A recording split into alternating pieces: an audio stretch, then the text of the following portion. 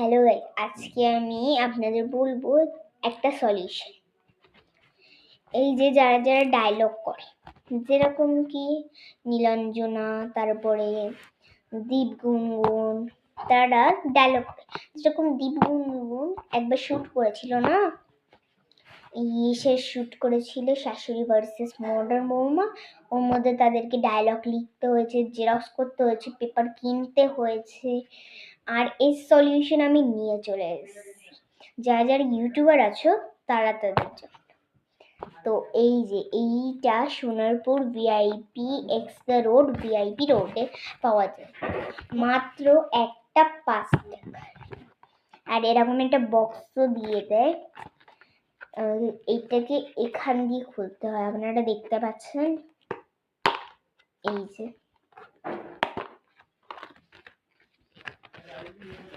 এবার দেখুন, এই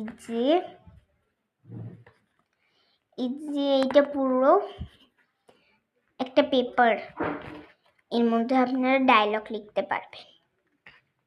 এটা আমি 3টে কিনেছি। তো চলুন এটাকে কি করে খুলে ওটা দেখিয়ে দিই। এই যে ভিতরে আঙুল ঢোকানো যায়, ওখান দিয়ে এভাবে খুলে নিতে, তারপরে এরকম একটা স্পেস, তারপরে এটাকে এখান দিয়ে খুলতে হয়, তারপরে এখান দিয়ে খুলে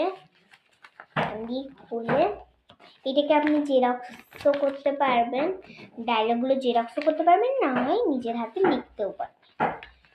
তো এইটা আপনাদের কেমন লাগলো একবার বলে দিও। আর এই ভিডিওটা পাঠিও না যেন, লাইক করে দিও।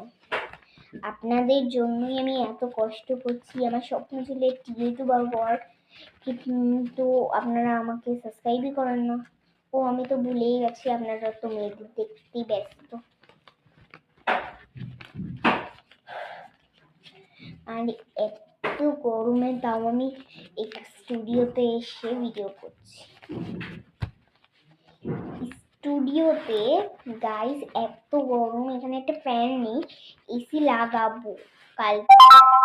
আজকে আসার কথা কিন্তু সে আসেনি। আবার এটাকে এভাবে ফোল্ড করে আবার আটকেও দেওয়া যায়। কেমন লাগলো আপনাদের এই 3টে প্রোডাক্ট? ভালো লাগলে লাইক করে দিও অ্যান্ড সাবস্ক্রাইবও করে দিও। আর আপনারা তো এটা চিনতেই পারছেন, আমার স্টুডিও অনেক সিম্পল। এটাকে ভাবছি আমি ডেকোরেট করবো আপনাদের